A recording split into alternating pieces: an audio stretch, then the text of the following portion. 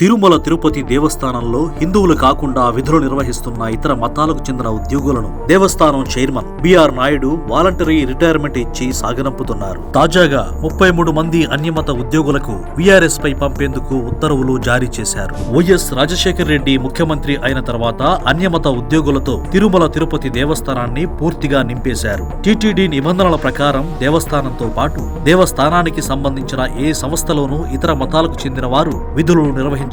కానీ వైఎస్ఆర్ జగన్ హయాంలో వైవి సుబ్బారెడ్డి, భూమన కరుణాకర్ రెడ్డి లాంటి క్రిస్టియన్లనే ఏకంగా చైర్మన్లుగా నియమించిన ఘనత వైఎస్ కుటుంబానిది. అలా నియమితులైన చైర్మన్లు వారి సొంత మనుషులను ఉద్యోగులుగా నియమించుకోవడం వల్ల అన్యమతస్థులు వందల సంఖ్యలో టీటీడీని ఆక్రమించారు. కూటమి ప్రభుత్వం అధికారంలోకి వచ్చిన తర్వాత టీటీడీ చైర్మన్ గా బాధ్యతలు చేపట్టిన బిఆర్ నాయుడు పలు సంస్కరణలు తెస్తున్నారు. ఇటీవలే టీటీడీ బోర్డు ఒక తీర్మానం చేసింది. అన్యమత ఉద్యోగులు వీఆర్ఎస్ తీసుకునేందుకు అంగీకార పత్రాలు సమర్పించాలని ఆదేశించింది. వీరంతా ఉద్యోగాల్లో చేరినప్పుడు తాము అన్య మతస్థులమంటూ ధృవీకరించారు. అయితే ఇప్పటికే 9 మంది ఉద్యోగులు పదవీ విరమణ చేయగా 33 మంది వీఆర్ఎస్ తీసుకోవాల్సి ఉంది. ఇందులో 24 మందికి పింఛను సౌకర్యం ఉండగా 9 మందికి లేదు. ఉద్యోగాల్లో చేరేటప్పుడు హిందువులుగా పేర్కొంటూ తర్వాత అన్యమత ప్రార్థనలకు వెళ్తున్నారు. టీటీడీలో పెద్ద సంఖ్యలో ఉన్నారు. ఇటీవల 3 ఉద్యోగస్తులు ఆధారాలతో సహా దొరికిపోవడంతో వారిపై వేటు వేశారు. ఇలాగే ప్రార్థనలకు వెళ్తున్న మరో 125 మంది వివరాలను టీటీడీ విజిలెన్స్ విభాగం సేకరించింది.